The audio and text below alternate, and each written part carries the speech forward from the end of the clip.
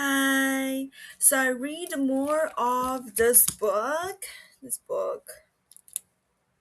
So Bill Clinton's My Life, and I read more of it and I dig out more information that I find is meaningful in some way.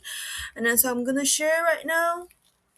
So first thing that pops to my mind after I read the chapters I just read is the first thing that I come across is a bumper sticker. By the time he was already studying UK in Oxford, and then he came back and he was driving and stuff, and then he was saying like how his favorite bumper sticker, I'll read it right now. Don't blame Jesus if you go to hell. Like this is very it's a very simple sentence, but it just says what he feels. He's always like throughout the book, he mentioned more than a few times that he wants to be a really good person. Actually, like he was on draft when he is in Oxford. Draft means that to postpone going to military services, and he always feel really bad about it. Here he reflects that he thinks he's a coward because he didn't go to the Vietnam War and suffer. Instead, he postponed join the military because he want to avoid this war he doesn't support. But part of him feel he's being really coward. And then in the second winter of Oxford study in a break time, he went on the longest vacation so far that he lived. So he's like around 23, 24ish, and he went on the longest trip. It's a winter time. He went to Amsterdam, Stockholm, and Moscow. The went to Moscow part later on when he was elected president become a problem for him. People are like, oh, why did you go to Russia? Like, are you a spy?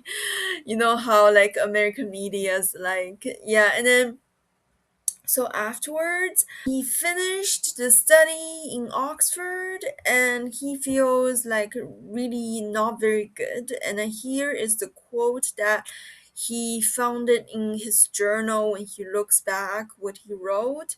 So he says, I had ventured into the far reaches of mind and heart, struggling with draft situation, ambivalence about my ambition, inability to have anything other than brief relationships with women, had no degree but had learned a lot. So he's very insecure about his situation. So I think this book is really well written up to this point because he's already like retired from presidency when he wrote this book.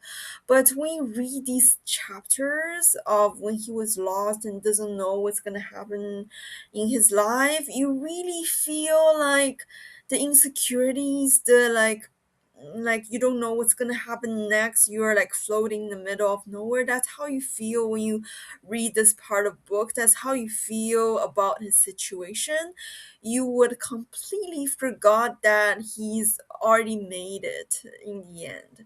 So and then so after he came back to US, he went to work for Washington for Project Purses Strings, and then he worked for Joe Duffy in the election of US Senate. After he finished doing these things, he have a new understanding towards life. Here I'll quote him again. He says, a man is more than the sum of all the things he can do. So before he was like really insecure, and now he did something, so he feels like, okay, actually, I'm more than what I can do. What I can do don't define me. So when he already did some more things. And then he meet a girl. He spot a girl who often skips class and never wears makeup and looks really confident. And then so he's like really curious about the girl, almost like kind of attracted to her. And then from how he was looking at her a few times, it seems that he is pretty attracted to her. And then one day in the library, when he was hanging out with a friend doing something, he spotted this girl again, and she was reading a book. So he just keep on looking at her because he's like really interested in her. And then this girl just walks straight at him through the length of the library, all the way in front of him, looking straight into his eyes, and says, um, if you're going to keep staring at me and I'm going to keep staring back, we ought to at least know each other's names. Mine is Hillary Rodham. What's yours? Like, and then I was like, oh, that's Hillary, she finally appeared.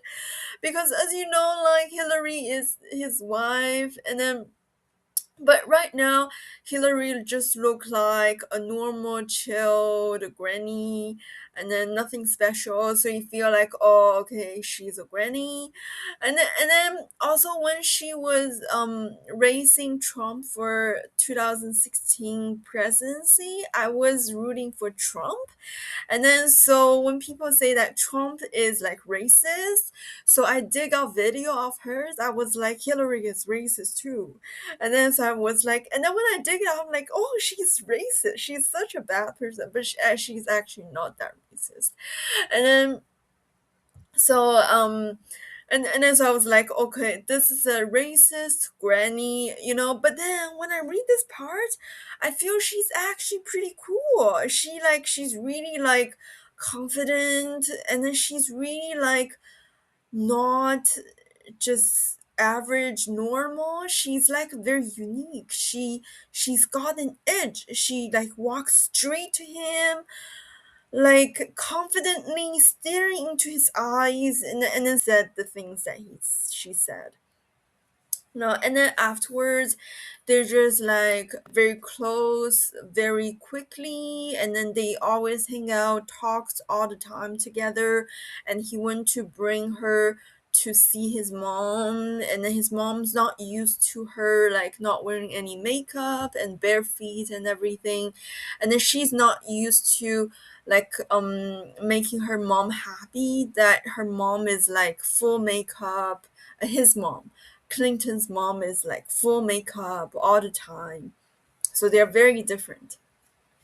And then afterwards, Bill Clinton was working for McGovern's presidential campaign, which this part it's really tedious with a lot of people's names and a lot of like little details, and then like in a way that is not very easily you can absorb. But from what I like understood, like presidential campaign back then includes these things. So media, deal with media, television, and making connections, which is to communicate with people, talk to people, show people your knowledge, your confidence, your charisma, and tell people some of your plans for the country, and then to wow people with like being somebody, basically. So make connection and counting system. Different ways of voting can be have can give different candidates different advantages. For one of the voting, they influence the voting system to be a certain way, to count the vote in a certain way, and to their advantage, and their opponent is unaware of it, and then they end up winning that round. So counting system and giving speech, expose opponents' weaknesses. That's kind of evil, but you just have to do that sometimes. But I'm opposite. I think you should just focus on yourself to not have any weaknesses instead of looking at other people's weaknesses. And then the other one is, the next one is have no weaknesses yourself, which is almost impossible. everybody have weaknesses, and people will dig it out. And then one of the other things you need to do is problem solving. So when your weaknesses being dug out, your history, or like people don't like you and stuff, just things popping up, you need to problem solve it. And then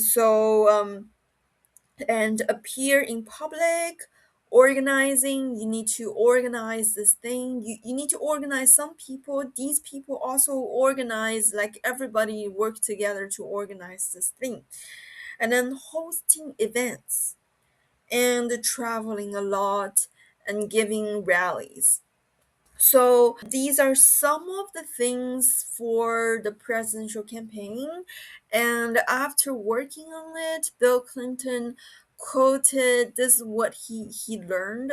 He says, winning elections require great care and discipline in crafting and presenting a message and a program that gives people the confidence to change course. Yeah, so you need to give people the confidence. You need to make people believe that you can do it.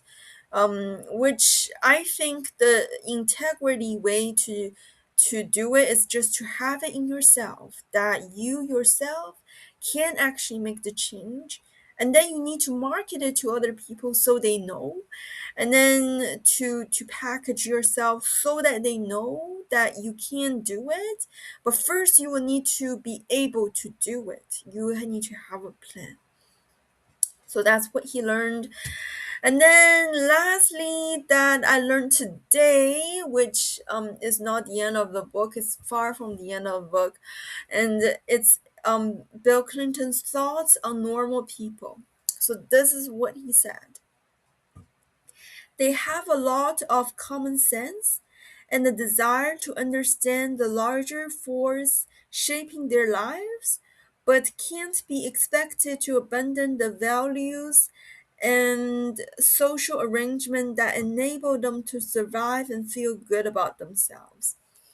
Yeah, so basically saying that people like they are aware of the government, but they still have their own lives. Basically, that's what he's saying.